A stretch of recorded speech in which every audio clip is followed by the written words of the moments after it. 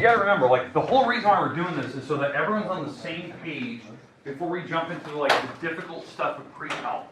We're still doing, like, a lot of Algebra 2 stuff, because I need to make sure that everyone's on the right page so that I'm not losing people in the middle of Chapter 1 when we do some easy stuff and some people can't remember factoring for some reason or how to multiply things because of laws of exponents.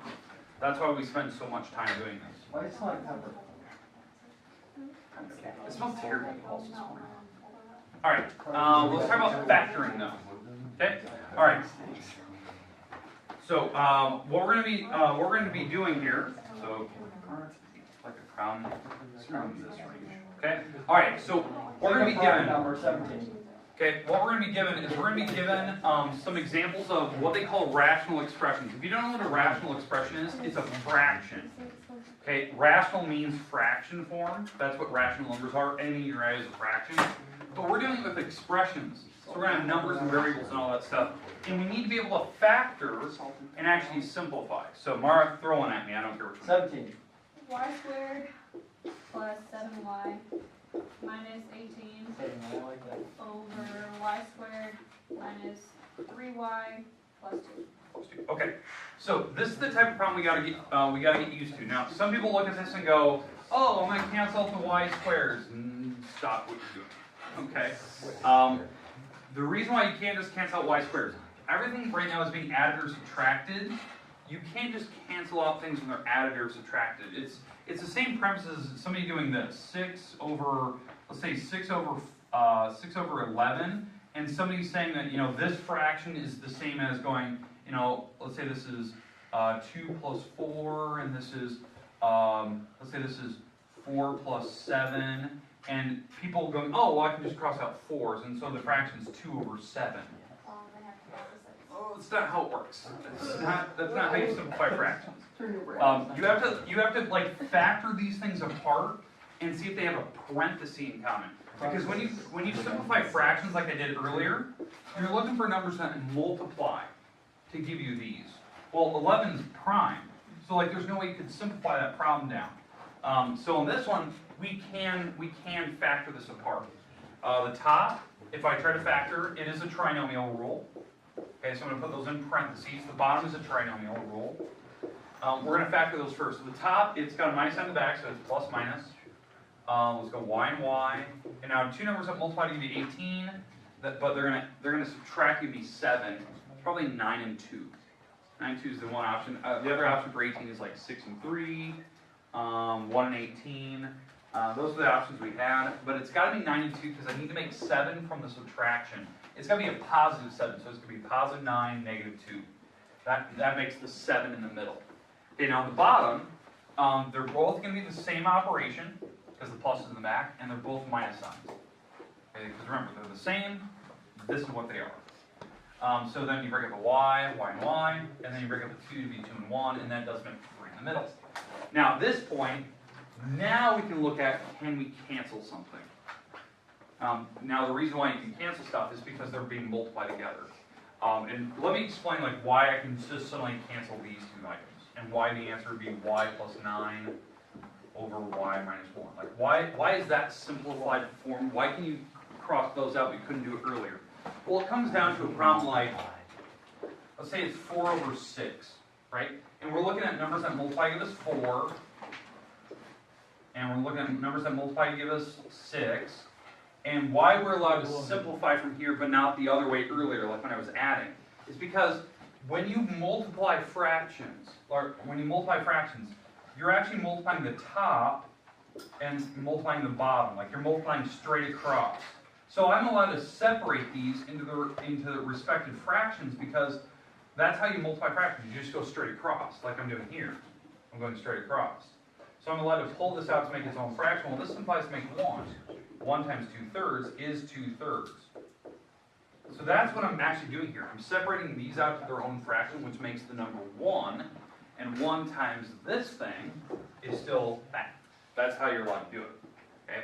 So that's the concept. It's not adding. Because adding fractions, if you think about it, how you add these together, let's say we're adding the 2/3, how you add it, you have to actually get common denominators, which is something we haven't done yet. I mean, that's like next section stuff we start working on, right? That we would have to get the common denominator, which is 6's, and then whatever we did to the bottom, we have to do to the top, and now we can, you can add these together.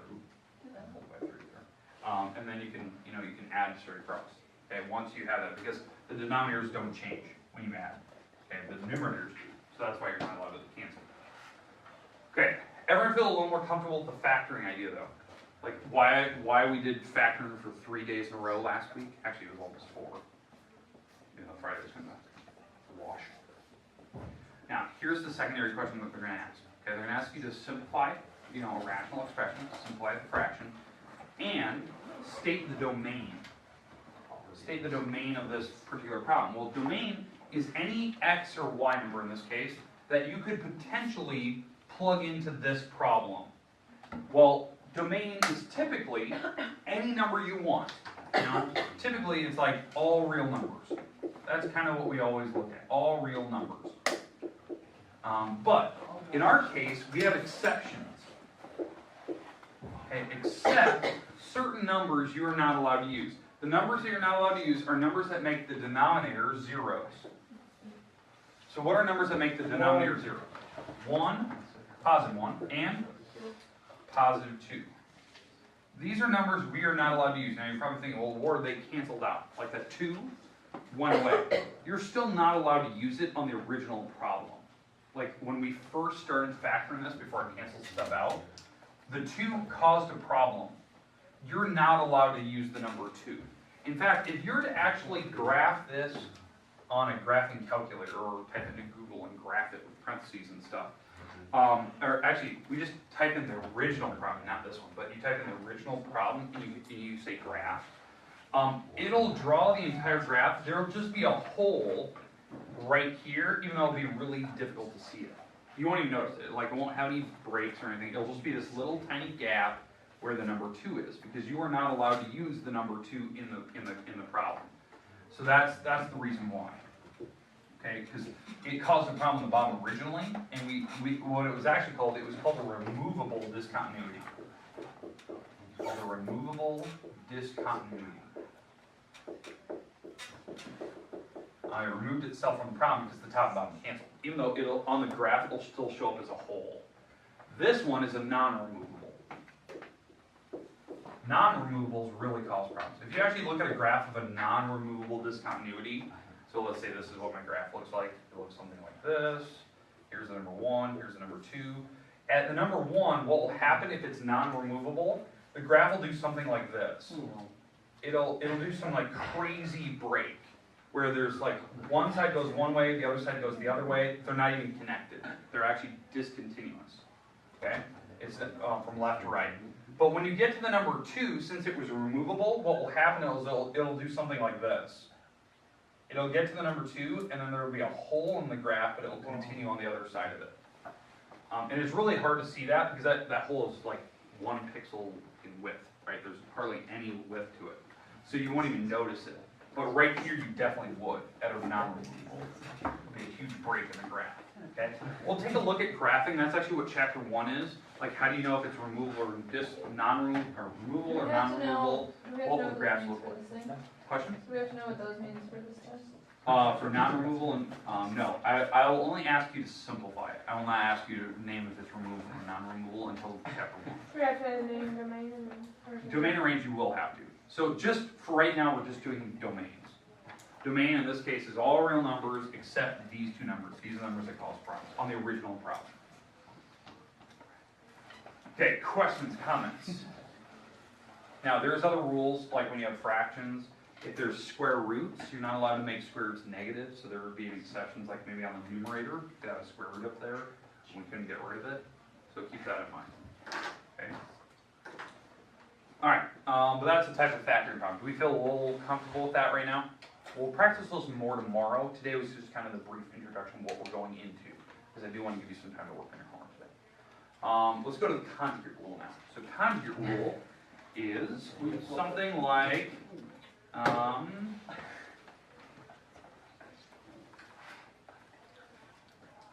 see. Okay.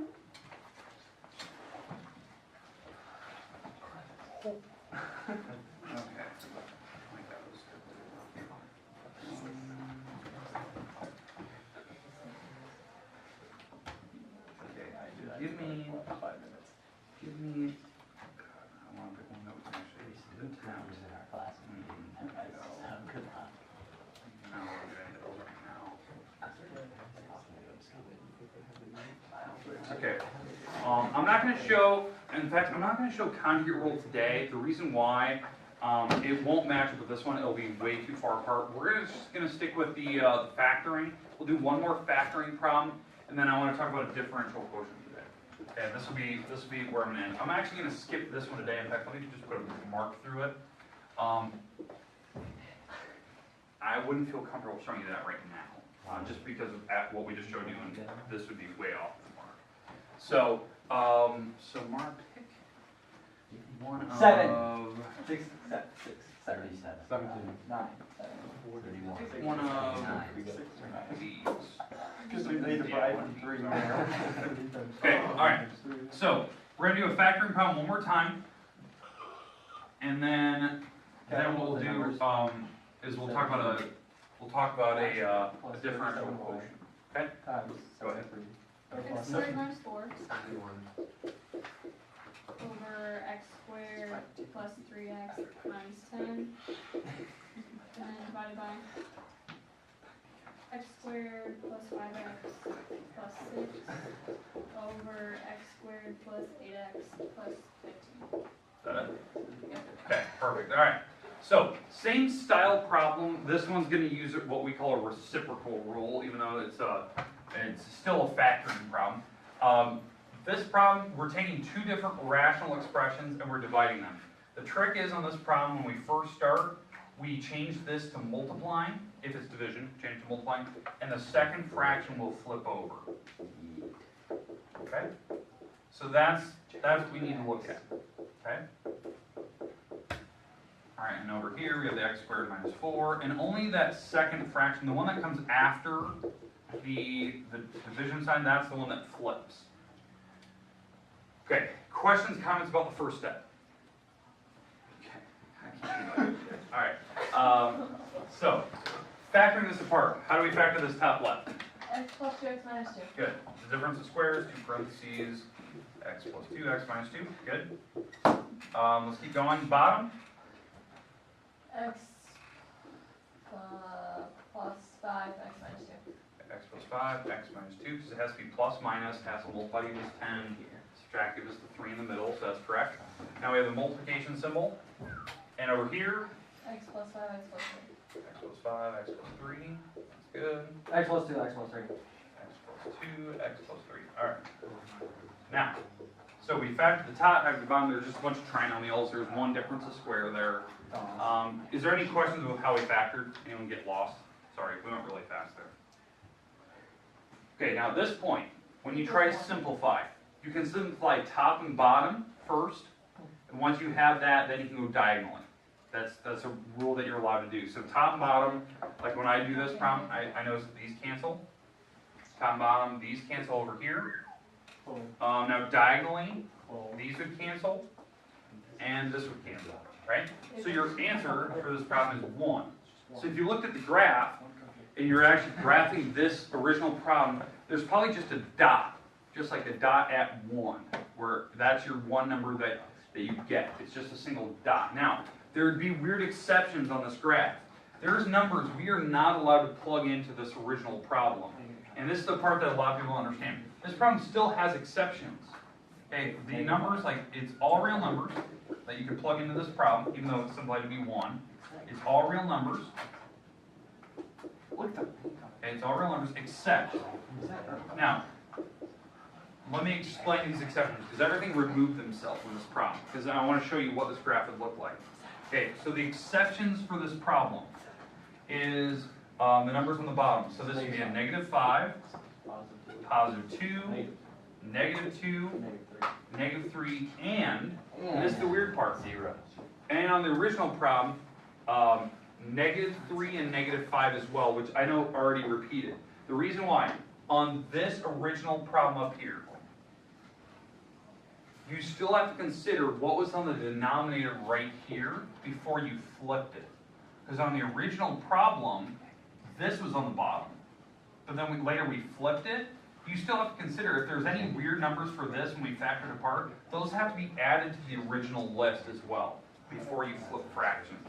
Even though we did the flipping and everything kind of cancel out later, these were originally on the bottom, so if there's a unique number in there, we'd have to add it to the exception list, because it was on the denominator at one point.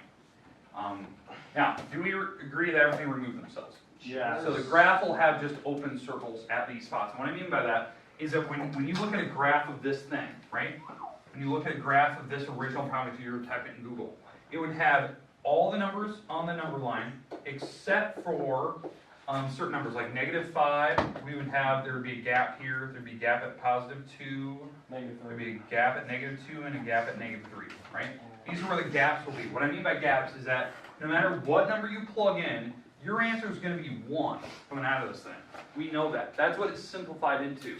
So it'll be this huge horizontal line with a bunch of open circles at places where there's exceptions on the graph. This is what the graph actually looks like. It's one number, it's a dot, but it just hasn't repeating over and over and over. Because what were the numbers I was allowed to plug in this problem? Everything All except those. but -5, Exactly. +2, -2, It was- -3. It was all real numbers, an infinite number of numbers I could plug in, but there was always one answer coming out, one dot coming out every single time. But when you put in a bunch of X's and that one dot repeats, it makes a line. Now, it does look like Morse code, there's a couple breaks, but if you're looking at a graph on your graphing calculator of that thing, it would just look continuous. There wouldn't be any weird, crazy marks in there. And again, we will look at graphing later. Okay, questions with the whole reciprocal factoring rule. Okay, now tomorrow we will walk through addition, subtraction, because I kind of hinted at that earlier today. I didn't want to talk about that today. I want to talk about the conjugate rule tomorrow, but the one thing I do want to discuss today is what they call a differential quotient. Okay, a differential quotient is it's something kind of difficult.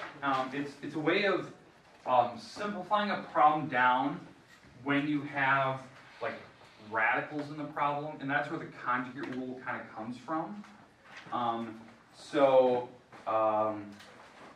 Yeah, so let's take a look at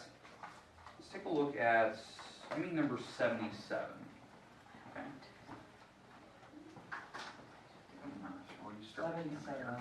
Okay, so I just want to show you what we're going to be getting ourselves into. And what you're going to look at right now, this is going to be a true Calc 1 problem. Like this is like, if you want to see what a Calc 1 problem is, this is really what it's going to look like. All right, Mara, read off. What do you got? Why is it in 1? Over square root x plus h Okay.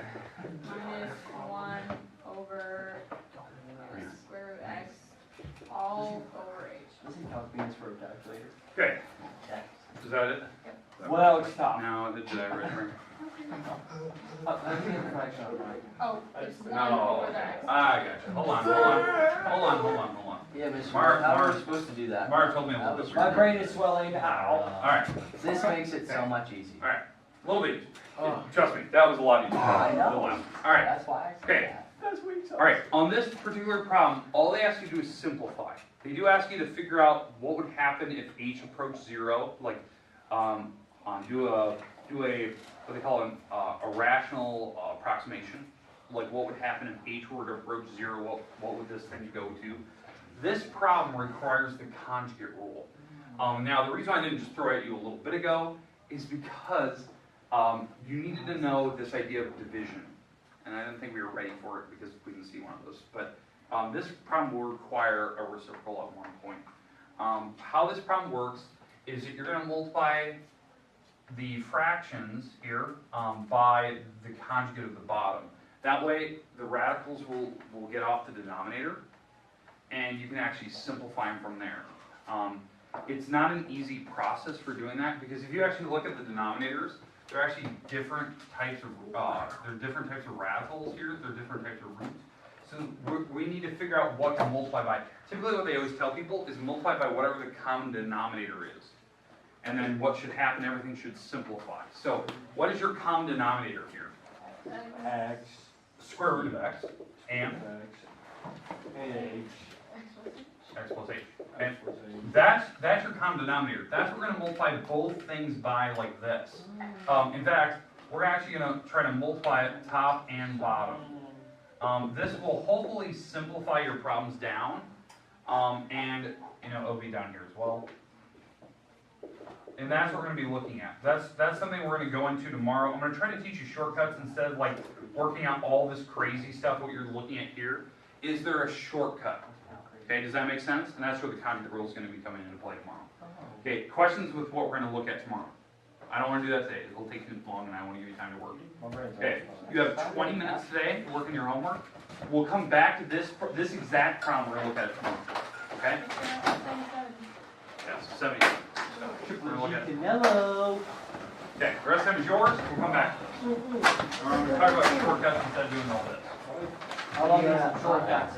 I always find a shortcut. Hey, That's how your VR is called, find a shortcut. for stats, did you know?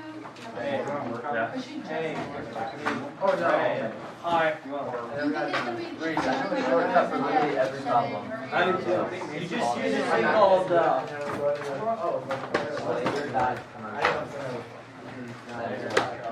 Okay, good. Cause And I'm then she'll done, be like, I'm done, but I think I did it. hey,